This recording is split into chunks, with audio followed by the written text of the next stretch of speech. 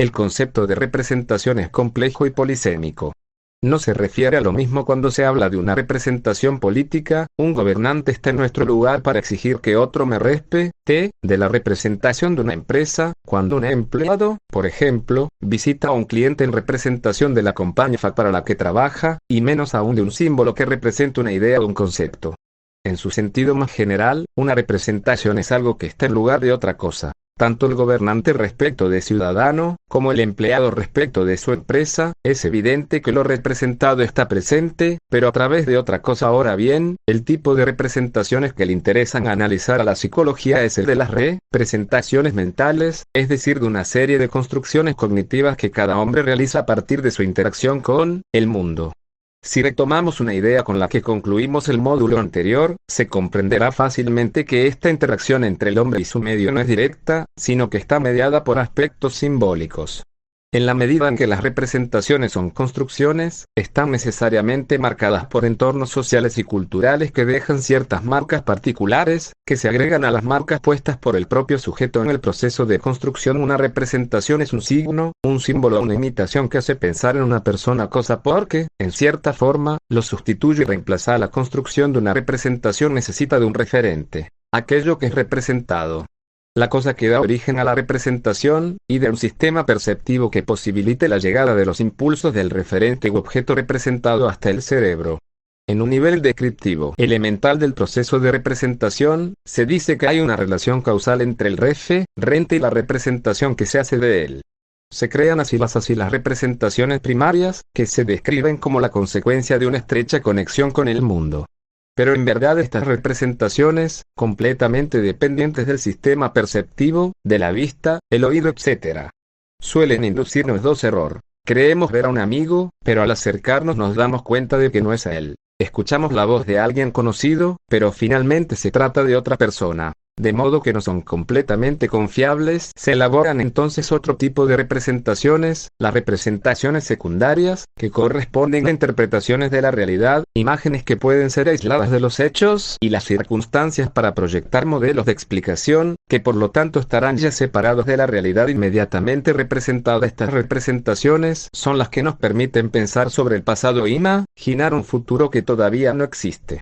En la producción de estas representaciones intervienen la memoria y la imaginación, dado que son funciones que permiten separarse de la instancia concreta e inmediata de la percepción. Para que haya representaciones secundarias debe haber primero representaciones primarias. Es sobre estas que las primeras se construyen, a modo de materia prima que se resignifica, se modela nuevamente a partir de nuevas combinaciones de lo que se dio en la primera relación entre el hombre y el mundo circundante.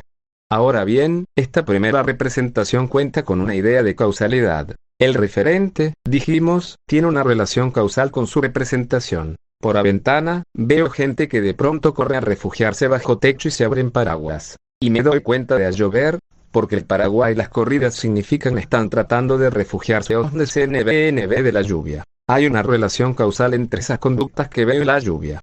Sin embargo, en las representaciones secundarias esta relación causal ya no se presenta necesariamente. Este nexo causal queda en suspenso. Nadie se preocupará por encontrar el referente real de un centauro o de un hada, porque sabemos que corresponden a representaciones secundarias, construcciones o elaboraciones de la imaginación. La importancia de las representaciones primarias reside en que, sin ellas, y el contacto que implican entre un sujeto y la realidad, ninguna representación es posible. Pero la importancia de las secundarias es ellas permiten modelar la realidad, dar sentido al mundo hoy. Solo gracias a esto, el hombre puede imaginar otras realidades, proyectar respuestas y elecciones futuras que le permitirán cambiar su estado actual. La posibilidad de imaginar modelos de realidad, incluso en la mayor irrealidad, es el camino del pensamiento abstracto. En este punto, las representaciones quedan delimitadas también según otro punto de vista. Desde la perspectiva de la representatividad, que implican se habla así de representaciones intrínsecas, como es el caso de las imágenes, pensadas como iconos reproducciones del observado, de representaciones extrínsecas, cuando no se supone esta similitud entre lo representado y la representación, como sería el caso del lenguaje verbal, donde la palabra mesa no se parece a la mesa física que designa. De este modo, quedan también perfiladas ciertos tipos de representaciones, en relación con el contenido y no con la manera en que el sujeto las adquiere. Desde el punto de vista de algunos psicólogos cognitivistas, las imágenes son cuasi pictóricas, es decir que reproducen gráficamente, en cierta forma lo que representan. En este sentido, en cierta forma el tamaño y la disposición también estarían incluidos en su representación. El aparato psíquico, una vez esclarecido en qué sentido la psicología habla de representaciones, es preciso ver cómo explica su génesis. Es decir, cómo da cuenta del proceso mediante el cual, a partir del nacimiento, se desarrollan en el sujeto diferentes sistemas de representación. Es operativo entonces centrarnos en el concepto de aparato psíquico, y desarrollar los diferentes momentos de su despliegue, que conforman la vida psíquica del individuo. El psicoanálisis llama aparato psíquico a la estructura o a las diferentes modalidades que toma la energía psíquica o libido en los procesos mentales del sujeto. Sigmund Freud, 1856-1939, describió 3 niveles o partes que lo constituyen y realizó 2 formulaciones diferentes del mismo, llamadas tópicas. La primera establece la existencia de un consciente, preconsciente e inconsciente, y la segunda, que complementa y reformula esta descripción, desarrolla los conceptos de yo, superyo y yo. El término líbido deriva de una palabra en latín que significa deseo, búsqueda de placer. Y algo de este significado mantiene en su uso psicológico, porque designa la energía psíquica necesaria que persigue el deseo. El segundo término fundamental junto a este es el de erógeno. En su etimología deriva de un término griego, eros, que es el con amor entendido como amor sexual. Por eso erógeno es lo relativo al placer, vinculado directamente con el deseo sexual.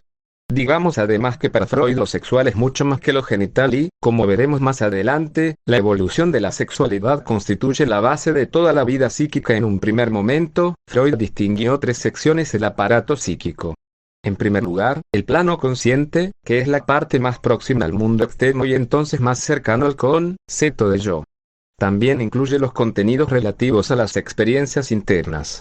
Funciones como el pensamiento, la rememoración o el razonamiento argumentativo tienen su sede en esta sección. Esta parte del aparato psíquico es la más intrascendente respecto de la información de la salud psíquica del sujeto, es la más superficial y fácil de conocer. El preconsciente es la sección del aparato psíquico que opera como reservorio de contenido que puede ser fácilmente recuperable a la conciencia.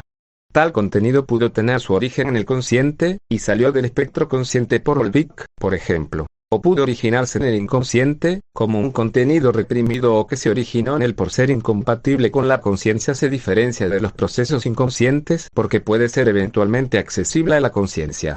Freud ejemplifica este tipo de procesos del preconsciente con los recuerdos o conocimientos alguna vez adquiridos pero no actualizados. El inconsciente se caracteriza por contener todo lo que no forma parte de la vida consciente del sujeto.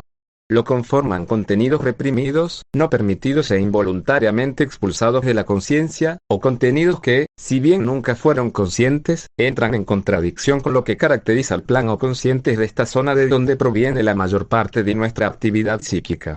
Sus contenidos no están ordenados y carecen de toda organización lógica cronológica, pero en un segundo momento de sus investigaciones desde 1920, ya a partir de ciertas experiencias, Freud se concentró en el hecho de que las vivencias de la primera infancia dejan huellas fundamentales en la constitución psíquica del sujeto. Esto dio pie a la elaboración de un segundo esquema tripartito en la teoría psicoanalítica. Según esta perspectiva, Freud propone que en el comienzo de la actividad psíquica de un ser humano todo es ello, es decir, pulsiones básicas con que contamos al nacer, la energía que pone en movimiento toda nuestra conducta, y que según Freud, está orientada a satisfacer el principio de placer. El ello no escucha ni responde a la realidad externa. Es, sostiene, un sector del psiquismo más amplio, importante y oscuro que el yo. Carece de unidad y síntesis, e incluso de coherencia. Su naturaleza está determinada por la búsqueda ciega de satisfacción de los impulsos, que vienen dados desde el nacimiento.